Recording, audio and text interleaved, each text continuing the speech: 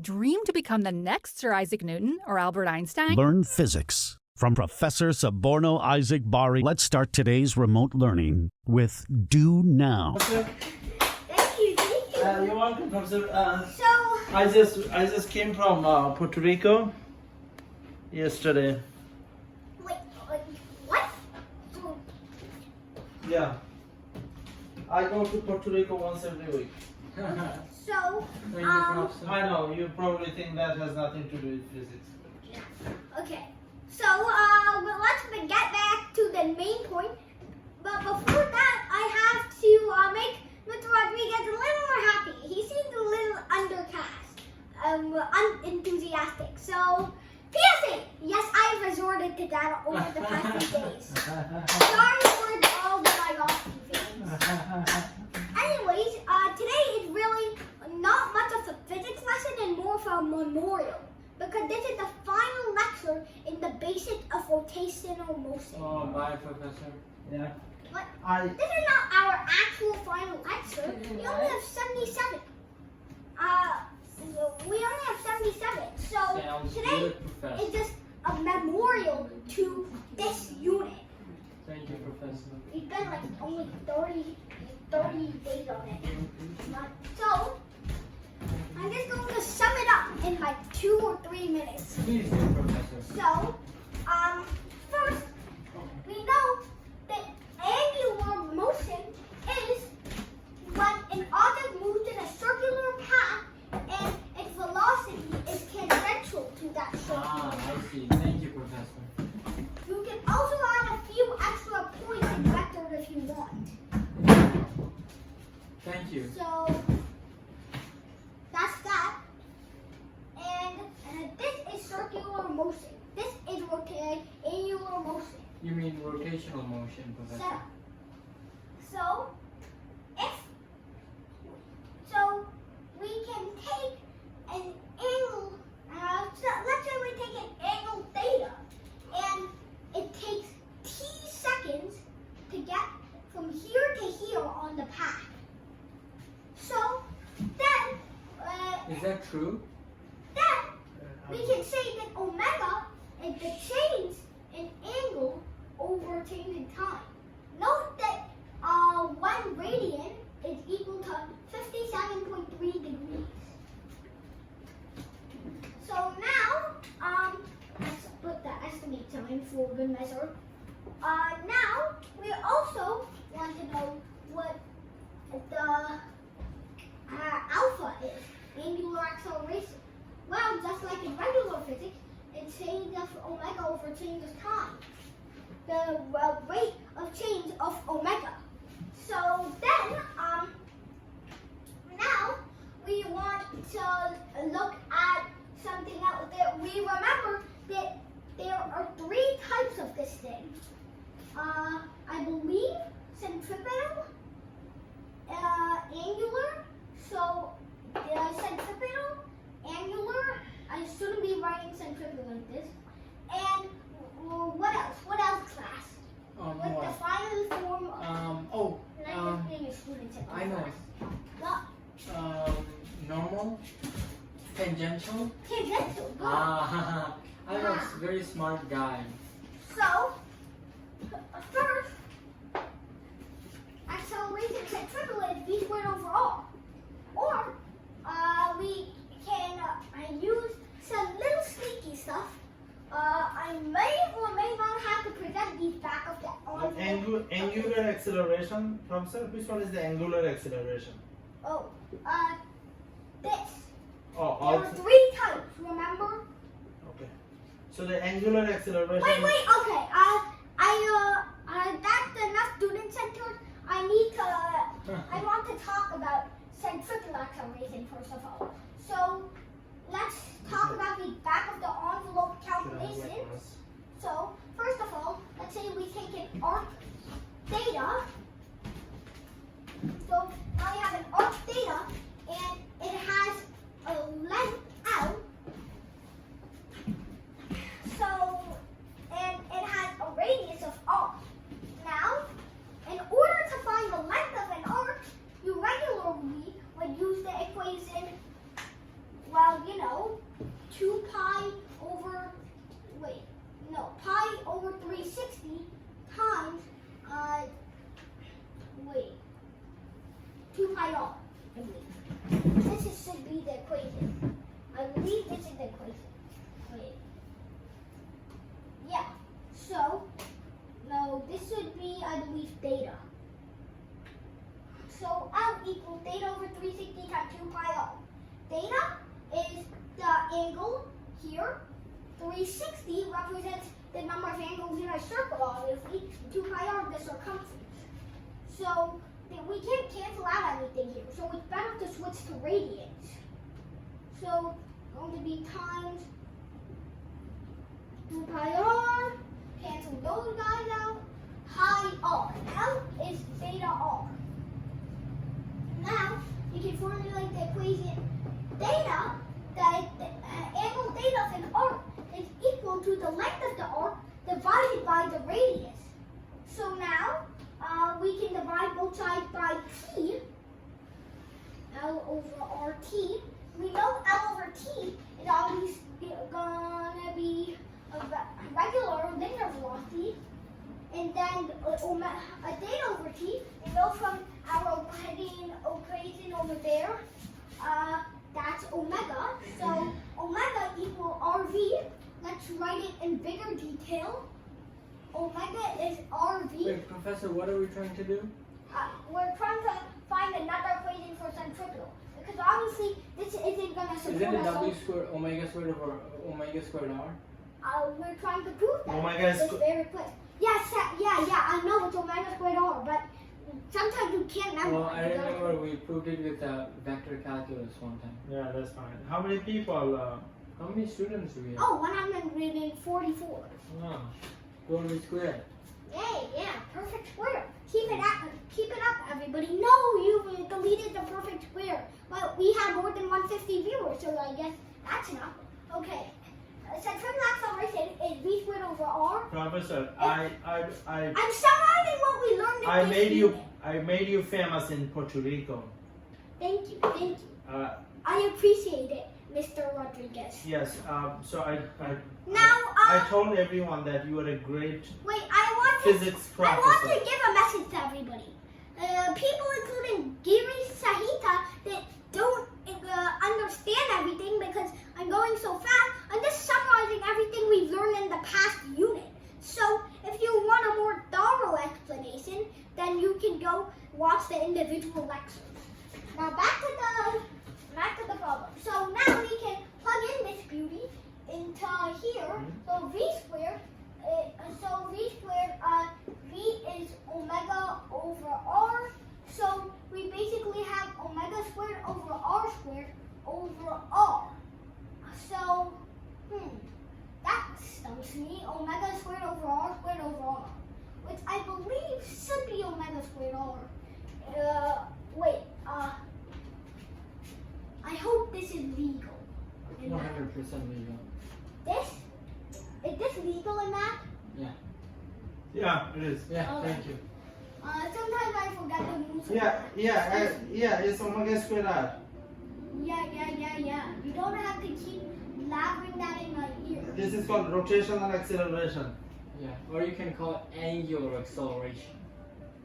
So it's equal to omega squared r, according to the Alex Rodriguez's calculations.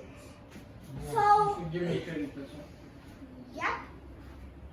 So now we're going to move on to this guy. And which tangential acceleration is tangential acceleration. So what you do is you have linear acceleration. I believe it is delta v over delta t. that's one is easy.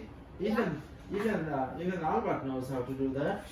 But what if we take the derivative of both sides? I'm sure Albert doesn't know what a derivative Sorry, is. what? I derive what? Of course. Now I like this being a student-centered classroom. So am I right or am I wrong? Yes, We You're have to right. take a derivative. you're right. Alright, so take the derivative, delta v over delta t, with respect to t. It needs to take the derivative or integral. So to find what do we have to find?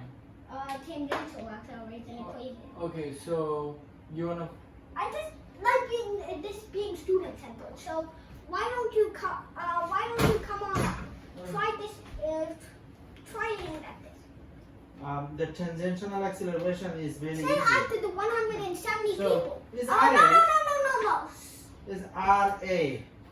Yeah, So- alpha R, but we're not gonna memorize that. We need to prove it. we need to prove this? Yeah, let's prove it. I Okay. think we learned it in one class. Yeah, I think we know. So, for example, do you know that W is equal to RV Yeah. or V equal WR? You can write it that way too. No, it's fine. No. No, omega is RV. You wanna write it that way? Yeah, Omega is equal to RV. RV, right? Now let's take the derivative in respect to time of both sides. And that advances angular acceleration to, yes. Yes? So And if we after- took the integral of this thing, it would give us the data, right? You're right. I'm right, right? That's Because, right, Professor. okay. Yes, good job. Thank you, Professor. The linear acceleration times r. Wait, linear or tangent? Thank you for giving me a chance. Okay. Yes, I gave you a chance. I appreciate your kind. Yeah, it should be linear from my calculation. I never had such a kind professor. So now we can move on from the subject of acceleration. Now, We you can? guys, yeah. So you guys may be wondering, what is the force is equivalent in rotational motion? Well, force is equivalent in rotational motion. This is like Professor Berghager's rendering of calculus in less than 20 minutes. Yeah. Mr. Rodriguez, Yes. isn't this like the rendering of Professor Berger's rendering of calculus in 20 minutes? You are much better than Professor Barger. I don't even know who Barger is. You don't need to. He's a great Do professor. you know who is Tom Cruise? Oh, yeah. That's enough. Tom Cruise is an actor. Professor Berger is a professor. Two Yeah. very different things. Apples and spike fruit. No, dragon fruits. So now we're going to go look at torque, which is the angular equivalent of force. So torque is written with the tau sign like this. Is it real, Professor? Yes, dummy. We learned about it. It's force times the radius. In this case, it's not really the radius, it's the distance from the center of rotation, the axis of rotation. So like, if I spin around like this, my axis of rotation is the center of mass of me, because I'm spinning around my center mass around here. But let's say I spin like this, I don't have enough space to demonstrate. So, but if let's say I start spinning like this, and so this is really how torque works. So let's say I have a door and a hinge. But why do you need a door, Professor? You'll see. So You just make it easy for us so we understand it. Oh. we exert a force at a certain distance from the hinge or the axis of rotation. Oh, you can start to see the similarities already. I really call it D instead of R. I see. So this is the distance from the axis of rotation, because you know the hinge is how the door rotates, like this and this. I think you're like a very smart professor. Thank you for the compliment, by the way. Also, I believe that Macs have hinges, MacBooks, because you can tilt around their screen in whatever Oh. orientation you want. You're So that's a very good You're- application. You're so You finished? genius. Professor? No, Okay. we're like halfway. Wow. So I like this, Professor. we're halfway through the basics. Anyway, so the distance from the axis of rotation and the force will give you the torque exerted. The more torque, the more angular acceleration, which means the more quickly your door will open. So that means it's better to place an object farther than closer to the hinge of the door. Whatever you say, Professor. Yeah. Wait a second.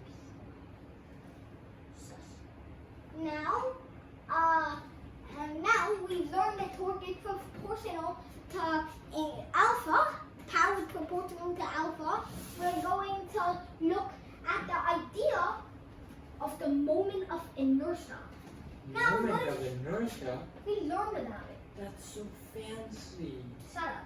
So it's represented using the symbol I.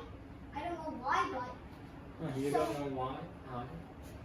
I is equal to mr squared, where sigma of mr squared is the case that you have multiple objects, multiple point masses. So mr squared,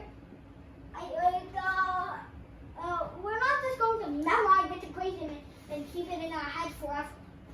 So first, I want to present that P is mv, so we can go prove, no, let's see. Okay. So, now, mr squared, you may be asking, what is the moment of inertia? Well, the moment of inertia is actually how willing an object is to stay in its state of rotational motion. Yeah, mass is replaced by moment of inertia. Can you explain that? Yeah. I will explain it. So, I'm explaining that right now so far. The rotational analog.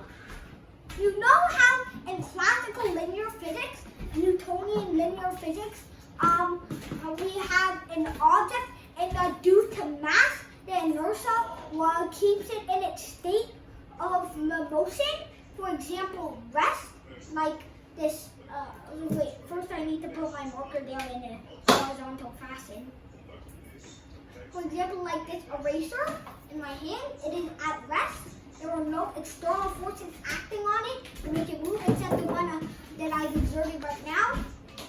And this is the force, this is an eraser moving. And it won't be affected until an external force comes. So you can apply that to rotational motion as well. So it can either not be rotating or it can be rotating.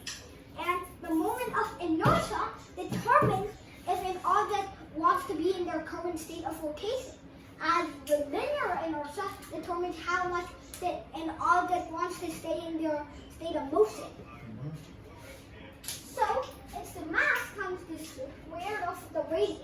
So basically, if we had two tubes with the same mass, okay, let's say we have one tube with length 2L and radius R, and we have another tube with radius 2R, okay, radius 2R and length L. Wait, that's not the radius, that's the diameter. So the radius here is actually half R, and the radius here is actually R. And let's say this is L. So which one will be more able to stay in its state of motion? Well, the ring, this ring-looking thing, because it has more of a moment of inertia since it has a larger radius. Even though these have the same mass, this one has a larger radius and a shorter length, but that doesn't really matter length in this case. So the radius is to stay at rest and spin then stay at rest. Inertia is kind of a confusing concept if you're not used to classical physics. I know. I love inertia. Shut up. Now, we can move on to torque actually being equal to mr squared alpha, which we can combine into I alpha. But let's see. Alpha we know is omega squared over r. What am I doing? Omega squared. So I was thinking of centrifugal. So omega over r. So that's going to be torque is equal to, and we know omega is VR. Wait, so omega is RV. So, wow, this is honestly a mess. So MR omega. Yeah, this is honestly a mess. All I just want to say and express here is that torque is the moment of inertia times Sine theta, what about sine theta? Torque is also if force is exerted at an angle, that's a very special case, then the torque is actually equal to FD sine theta. And this is actually used for straight one. However, we don't know this because the angle here is 90 degrees, and so sine 90 just goes to 1, which is ineffective in multiplication. Oh, okay. So we don't really use it. It's for special cases. Okay, is it done, Professor? One more thing. I want to get to the kinetic energy of a rotating object. Half IW squared. Well, what you would expect, don't spoil it for the viewers. So what you would expect... Professor, how many students you have now? 111. So, since K is half mv squared, K is half mv squared. You didn't know that? You would expect rotational K to be half I omega squared. Since you know that I replaces M and omega replaces V. And that's actually right. Follow your instincts. That's a lesson from this kind of unit. So half I omega squared. But why? First, Not sure. yeah, let's start working back. K rotational is half I is actually mr squared, you know, and omega squared is equal to v squared over r squared. Boom, we get the original equation, half mv squared. And that's just from working backwards. You can do, if you are convinced, this is working backwards, you need to have the interface. You can just do the same steps, but in the backwards order. So you start from here, go to this beauty. Professor, what did you call it? Now, finally, I want to talk about, you might be confused about what if an object is rotating and translating at the same time. They're apples and oranges. You can't just multiply the equation by 2. So, if an object is rotating and translating at the same time, that's a very interesting question, but has a very simple answer. You just add it. You just add the translational and rotational.